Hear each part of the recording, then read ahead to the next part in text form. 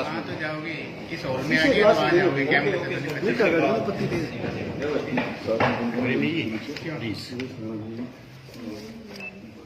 अशोक जी सेवा दल के महासचिव देवेंद्र जी हैं, ये हमारे स्काई वन के सदस्य हैं सरकार में।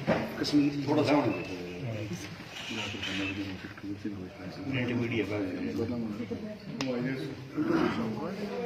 हाँ तो उनके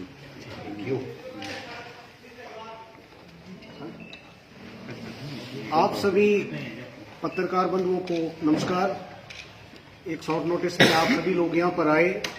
हमारे बीच आज युवा कांग्रेस के पूर्व अध्यक्ष, हिमाचल प्रदेश कांग्रेस के मुख्य प्रवक्ता बड़े भाई मनमोहन कटोच जी हैं, साथ में लियाकत भाई PCC secretary Himachal Pradesh Congress committee, Ashok जी हमारे बीच में सेवा दल के जिला महासचिव, देवेंद्र शर्मा जी हिमाचल सरकार में जो जिला चंबा की शिकायत निवारण कमेटी बनी है उसके सदस्य हैं, कश्मीर जी जिला महासचिव है, नरेश राणा जी हमारे block Congress committee district Congress committee के जनरल सेक्रेटरी हैं। आप सभी के बीच में बड़े भाई मनमोहन कटोच जी आज प्रेस वार्ता को संबोधित करेंगे। मैं निवेदन करता हूं कि मनमोहन कटोच जी अपनी बात विस्तृत से रखें। आपका तमाम लोगों का पहले धन्यवादी हूं कि लंबे समय बाद लगभग 11 साल बाद आप लोगों से मिलने का मौका मिला। और सुरजीत ने जिस तरह से आपसे मिलवाया, मैक्सिमम लोग पुराने भी यहाँ बैठे हुए हैं और नए लोग भी हैं। और लियाकत जी मेरे साथ जनरल सेक्रेटरी थे, सुरजीत भी एनएसयू युवा कांग्रेस के एक मुहिम से निकल के यहाँ पहुंचा, लियाकत जी भी पहुंचे और मैं भी एनएसयू युवा कांग्रेस से निकल के आज कांग्रेस की मुख्य धारा में काम कर रहा हूं। चंबा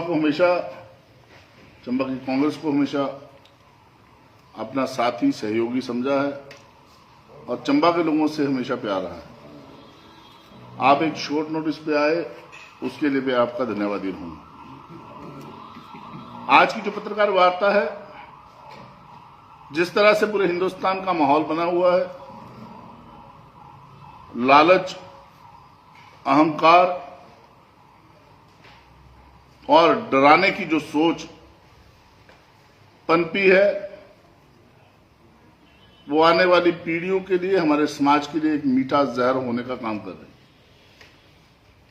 जिस तरह से एक वैचारिक सोच ने भारत के समाज में नफरत का माहौल हो या लालच का माहौल हो या कह सकते हैं कि समाज को तोड़ने का विघटन करने का माहौल हो पैदा किया है, ये आने वाली भविष्य के लिए, भारत के भविष्य के लिए खतरनाक बात है। और आपके माध्यम से आह्वान रहेगा, खासतौर पे हिमाचल प्रदेश के नौजवानों से, क्योंकि वो इमोशन में, भावनाओं में बह के जितने जल्दी बदलावे में आ रहे हैं, वो इस चीज को सोचे समझें कि हमारा समाज किस ओर जा रहा है, बिखराव की ओर जा रहा है या एकता की ओर जा रहा है। झूठे नारे देके और झूठ का प्रलोभन देके भविष्य की चिंता ना करते हुए जो ठगने का काम मौजूदा सरकार हिंदुस्तान की कर रही है, उससे बचने की जरूरत है, उसको समझने की जरूरत है। और आप चौथा स्तंभ हैं, आप गांव के लोगों को खासतौर पर जगाते हैं, क्योंकि प्रिंट मीडिया हो या इलेक्ट्रॉनिक मीडिया जो गांव के साथ जुड़ा हुआ, आप जगाने का काम करते हैं। जैसे बड़े चैनल हैं, मैं माफी चाहूंगा, बड़े चैनल क्या कर रहे हैं, उनका भी एक स्टाइल, वर्किंग स्टाइल है जो आज किसी एक दल की तरफ झुकाव का बन चुका है। पर आपके ऊपर, क्योंकि हिमाचल का मीडिया कहीं ना कहीं आज तक इस चीज से बचा हुआ, एक नौजवान, अब नौजवान से आगे बढ़ चुकी उम्र के होते हुए और एक पढ़ा लिखा व्यक्ति होने के कारण मैं आपसे आशाएं पालता हूं और आपसे चाहता हूं कि आप लोग समाज को जगाने का काम करें। जो लालच दे के और डरा के अपने विरोधियों को दबाने का काम, चाहे हिमाचल हो चाहे पूरा हिंदुस्तान हो, मौजूदा सोच ने जो देश में आज राज कर रही है उसने किया है। वो एक भयंकर भविष्य निर्माण की ओर अग्रसर कर रहे हैं। आप पिछले दिनों हिमाचल को ही देख लें, जिस तरह पूरे हिंदुस्तान में विरोधियों को तोड़ने का काम किया, उस तरह हिमाचल में भी तोड़ने का काम किया। और लोगों द्वारा चुनी गई सरकार, लोगों द्वारा बनाई गई सरकार को एक तोड़ने के लिए जो विफल प्रयोग मौजूदा जो केंद्र में सरकार बैठी है उन्होंने किया, उनके नेताओं ने किया, वो शर्मनाक बात। ये प्रचलन पूरे हिंदुस्तान में होगा कि लोकतंत्र को तोड़ के धीरे धीरे धीरे लोकतंत्र को खत्म करने की ओर ये लोग अग्रसर हो रहे हैं, जिससे बचने की जरूरत है। आज लोकतंत्र को बचाने और लोकतंत्र को डुबोने के लिए आपके समक्ष चुनाव खड़ा है। फैसला भारतीय समाज के हाथ में है, खासतौर पे 18 से 25 साल के वोटर के हाथ में, जो भावनाओं में बह के और झूठे भाषण सुन के, झूठी तसल्लियां सुन के, झूठी गारंटियों को सुन के एक और झुकाव रखता है, उसको इससे बचने की जरूरत है।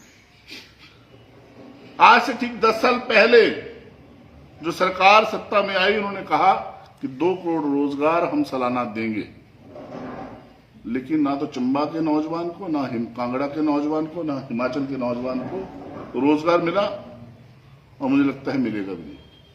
अगर आपके आस पड़ोस में किसी को मिला हो तो आप कहते। इन्होंने गारंटी दी कि 15-15 लाख रुपया, प्रधानमंत्री ने कहा, और बाद में कहा कि जुमला है। 15 लाख के इंतजार में कई लोग बैठे। और आज फिर जो 370 की ये बात करते हैं कि हमने तोड़ा है 370 को, J&K में जमीनी स्तर पर 370 तोड़ने का जो काम है वो आज तक अमली जामा उसको नहीं पहनाया था। जमीनी स्तर पर उसके ऊपर कोई कदम नहीं उठाया गया, लेकिन बरगला के और झूठ बोल के पूरे हिंदुस्तान में ये फैलाया गया कि हमने 370 को तोड़ दिया। इन्होंने सिर्फ चुनी हुई सरकारों को तोड़ने का काम किया, चाहे मध्य प्रदेश हो, चाहे देश के और कोने हो, और अब हिमाचल में भी उसका प्रयोग किया। कुछ लालची लोग, कुछ डरे सहमे लोग, जिनका करैक्टर नाम की जिनके अंदर चीज नहीं बची थी, वो छोड़ के भाग गए। जिन्होंने पूरी उम्र कांग्रेस से खाया, वो छोड़ के भाग गए। जिनका नाम मात्र कांग्रेस के कारण रहा पूरे प्रदेश में, पूरे देश में, वो कांग्रेस को छोड़ के भाग गए। बड़े शर्म की बात। और बहुत से नौजवान पूरे हिंदुस्तान में ऐसे हैं जो पूरे दम के साथ कांग्रेस के साथ खड़े हैं, और आने वाले दिनों में उन नौजवानों के दम के ऊपर मेरा मानना है कि कांग्रेस सरकार फिर से सत्ता में आएगी। और जो भ्रम फैलाया जा रहा है, उस भ्रम से बाहर निकलते हुए भारतीय समाज आगे बढ़ेगा, भारत का भविष्य मजबूत होगा। मैं आपको ये भी कहना चाहूंगा कि ये जो कह रहे हैं कि हम तीसरे नंबर की अर्थव्यवस्था भारत को बनाने जा रहे हैं,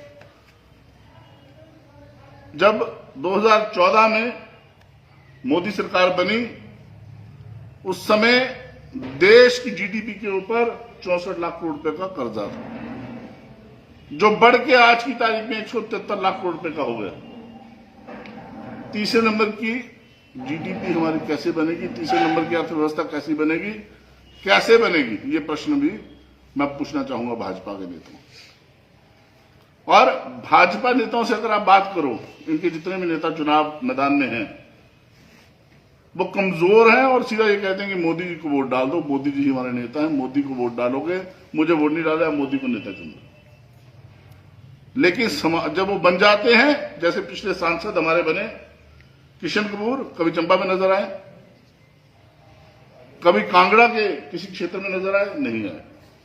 आपदा के समय इनके सांसद गैर मौजूद पाए गए, चाहे वो किशन कपूर हो, चाहे और भी इनके नेता हो, आपदा के समय नजर नहीं आए। मैं उस क्षेत्र से संबंध रखता हूं, इंदौरा से। यहां आपदा के कारण भारी नुकसान हुआ, लेकिन वहां भी किशन कपूर नजर नहीं आए। तो क्या इनके सांसदों को इसलिए चुना जाए कि वो समाज को बांटे, समाज को पीछे धकेले, भविष्य को खराब करें, या इनको इसलिए हराया जाए कि भारत का भविष्य निर्माण मजबूत नींव के ऊपर हो, भारत के भविष्य को मजबूती मिले, भारत के नौजवान को रोजगार मिले, महंगाई कम हो, इन मुद्दों के ऊपर कांग्रेस चुनाव लड़े।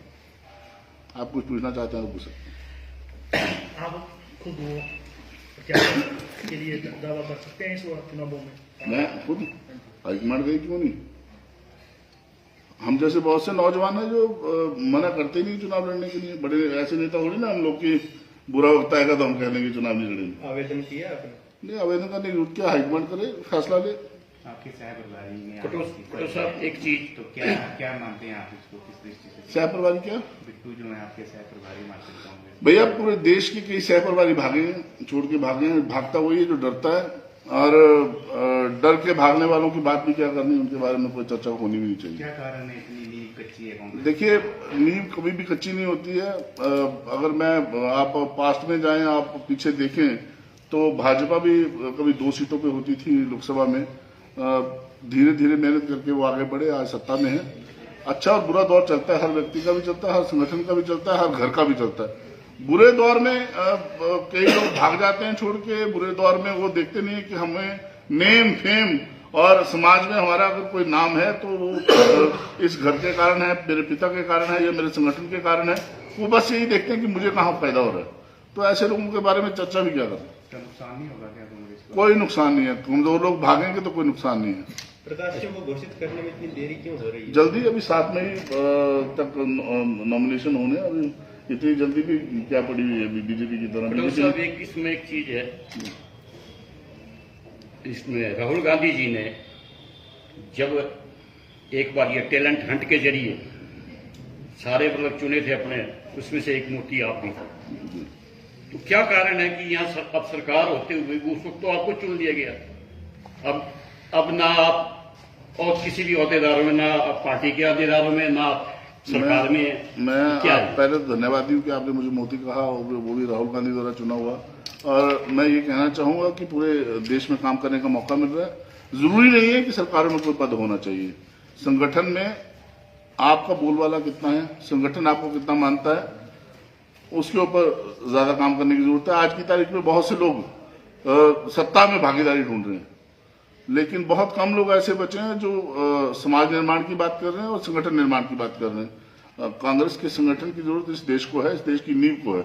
और कांग्रेस के संगठन को मजबूत रखना हम जैसे नौजवानों की जिम्मेवारी भी है। उस जिम्मेवारी को हम बखूबी निभा रहे हैं, पूरे देश में काम कर रहे हैं। ऐसा नहीं है, हिमाचल में भी समय समय पर काम करने का मौका मिलता है, लेकिन इस कांग्रेस के कारण पूरे देश में एक पहचान है। नौजवान तो कर रहे हैं इस काम को लेकर, आपने कहा कि नौजवान तो कर रहे हैं, युवा तो चल रहा है। पिछले विधानसभा इलेक्शन में राजीव शुक्ला जी ने जो इंचार्ज थे, उन्होंने तो ये कहा था कि युवाओं को इसमें जरूर शामिल किया जाएगा, मौका दिया जाएगा। ना निगम भंडारी आए, ना सुरजीत भरमौरी आए, ना आप आए, और मैं आपकी जानकारी के लिए बता दूं, सुरजीत हाँ यदुपति जी आए। मैं दोनों डायरेक्टर है HRDC में, और मान सम्मान पूरा हो रहा है। ऐसे इसमें कोई कमी नहीं है मान सम्मान।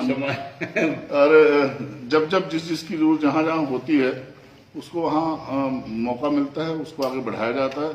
और आपकी बात को थोड़ा मैं अपने मन की बात भी कह लूं कि जरूरी भी है एक नई पीढ़ी, नया नेतृत्व देने की, सेकेंड लाइन ऑफ लीडरशिप तैयार करने की जरूरत हर संगठन को रहती है। और अपने हम प्लेटफॉर्म पे, विभिन्न प्लेटफॉर्म के ऊपर ये बात उठाते रहते हैं कि सेकंड लाइन ऑफ लीडरशिप की जरूरत है कांग्रेस पार्टी को। मजबूत सेकंड लाइन ऑफ लीडरशिप हमें तैयार करनी चाहिए। संगठन से आप जुड़े हैं, आखिर ये बिखराव की स्थिति बनी क्यों? देखिए भैया, मैं पहले भी शायद अभी भाई साहब को जवाब दे रहा था कि अच्छा और बुरा दौर हर व्यक्ति का भी आता है, हर संगठन का आता है, हर घर का भी आता है। बुरे दौर में वही भागते हैं जो लोग शायद हम पकड़ के जिनको जबरदस्ती अपना बनाने की कोशिश करते हैं। या आपने एक बात नोट की होगी, कांग्रेस को छोड़ के मैक्सिमम वो लोग भागे या तो बड़े घरों से संबंध रखते हैं या वो कांग्रेस पार्टी के संगठन से नहीं है। 6 लोग अगर हिमाचल में भागे तो 6 में आप अगर गौर फरमाएंगे तो ग्रेट वाले थे, उनका ऑर्गेनाइजेशन से कोई लेना देना नहीं था। राणा जी खुद बीजेपी की पृष्ठभूमि से राजनीति में आए थे। अगर सुधीर शर्मा की बात करूं तो उनके पिताजी राजनीति में थे, वो राजनीति में आए थे। इसी तरह से बाकी लोग भी अगर मैं कहूं तो भुट्टो जी कांग्रेस से कोई लेना देना नहीं था, वो भाजपा के थे। तो एक लालच के तहत आए, लालच उनको वापस खींच के ले गया। ऐसे लोगों से समाज को बचने की जरूरत है। लोकसभा के साथ साथ विधानसभा के जो 6 स्थानों पे उपचुनाव होने हैं उस पे कितना तैयार है कांग्रेस? देखिए, पूरी तरह से तैयार है और हिमाचल के लोग पढ़े लिखे समझदार लोग हैं। हिमाचल के लोग जानते हैं कि कौन सही कौन गलत है और एक समाज से जुड़ा हुआ एक कण होने के नाते मैं कहना चाहूंगा कि हमारे लोगों को समझना पड़ेगा। जिन 6 लोगों ने पार्टी छोड़ी है, मैं मीडिया के माध्यम से पहले भी कहा था कि मुझे अगर किसी का दुख है तो आईडी लखनपाल जी का दुख है, क्योंकि वो ऑर्गेनाइजेशन की पृष्ठभूमि से थे। वो अगर इनके बहकावे में गए हैं तो एक बंदे के जाने का दुख रहता है, लेकिन अगर 5 गए तो 5 तो थे ही नहीं, मैं तो गिनता ही नहीं था कि हमारे हैं। उनको सुधीर शर्मा जी को क्या नहीं दिया कांग्रेस पार्टी ने, उनको राष्ट्रीय सचिव बनाया, उनको युवा कांग्रेस में राष्ट्रीय स्तर पर काम करने का मौका मिला, उनको प्रदेश स्तर पर युवा कांग्रेस में वो जनरल सेक्रेटरी रहे, उनको एमएलए का टिकट वहां से भी दिया और धर्मशाला से भी दिया। राष्ट्रीय स्तर पर उनका नाम रहा, मंत्री वो रहे और सबसे मजबूत मंत्री रहे राय साहब की कैबिनेट में। फिर वो छोड़ के भाग रहे हैं, उनको कौन सा दुख सता रहा था इतना? सही हम हमारी तरफ भी देखना चाहिए। 30 साल से हम लोग बैठे हैं, हम लोग नहीं बोले कि सत्ता में भागीदारी चाहिए, तो कम से कम कार्यकर्ताओं की भावनाओं को ध्यान रख के ही लोगों को कदम उठाने चाहिए। ये बड़ी खतरनाक बात है। आज कांग्रेस का समय नहीं है, बीजेपी का समय, कल कांग्रेस का समय हो सकता है, तो भाजपा से भी छोड़ के कई लोग भागेंगे। तो ये हमारे समाज के लिए कोई अच्छी चीज थोड़ी ना है कि आज मैं पंजे के निशान पे वोट मांग रहा हूं, कल मैं कमल के निशान पे मांगूंगा, परसों हाथी के निशान पे मांगूंगा, आप मुझे जिताते रहेंगे, मैं बोलूंगा मैं तो सर्वे सर्वा हूं, राजा हूं मैं, और मैं पागल हो जाऊंगा। जब पागल हो जाता है हाथी तो कुचलता है लोगों को। यही हमारे समाज के साथ हो रहा है। नेता प्रतिपक्ष ने दावा किया है एक स्टेटमेंट में कि लोकसभा के जब परिणाम आएंगे उसके साथ साथ हिमाचल में भी सत्ता परिवर्तन हो जाएगा। किस नजर से देखते हैं? किसने? जयराम ठाकुर। जयराम ठाकुर जी को तो बड़ी जल्दी पड़ी हुई है सत्ता में आने की। जो 5 साल उन्होंने पीछे गुजारे हैं ऐशप्रस्ती में, जयराम ठाकुर जी चाहते हैं कि मैं उसी जगह जीता रहूं। लेकिन मैं उनको याद कराना चाहूंगा कि जो आपके पूरे देश में इलेक्शन हो रहे हैं, मुख्यमंत्री कैसे बना रहे हैं मोदी जी, उसके ऊपर गौर करिएगा। आप बने ना बने, पता नहीं कौन बन जाए, हमारी कांग्रेस से भागा हुआ बंदा ना कोई मुख्यमंत्री बन जाए आपके वहां जाए, है ना? नहीं मतलब है कि आपका मानना है कि 4 नहीं, मैंने बोला उनको जल्दबाजी है, उनको जल्दबाजी, उनकी सोच बता रहा हूँ आपको मैं। और दूसरी बात ये कहना चाहूंगा कि जयराम जी को अभी संघर्ष करना पड़ेगा। लगभग उनको 4 साल तो भी संघर्ष करना ही पड़ेगा। उसके बाद जब चुनाव होगा तब हिमाचल की जनता तय करेगी कि किसको मुख्यमंत्री बनाना है। फिर अगर मान लो 5 मिनट के लिए, मान लो, जैसे एक प्रश्न आता था हम 7वीं 8वीं में जब पढ़ते थे कि मान लो 1/2 इतना हो तो 2/3 इतना कैसे होगा। मान लो अगर बीजेपी की सरकार बन जाती है तो क्या पता किसकी पर्ची निकल आए। जयराम जी तब भी ना बन पाए। जयराम जी के ऊपर मेरी भावनाएं बेचारी उनके लिए कर रही हैं, पर जयराम जी लगता नहीं अभी मुख्यमंत्री बन पाएंगे।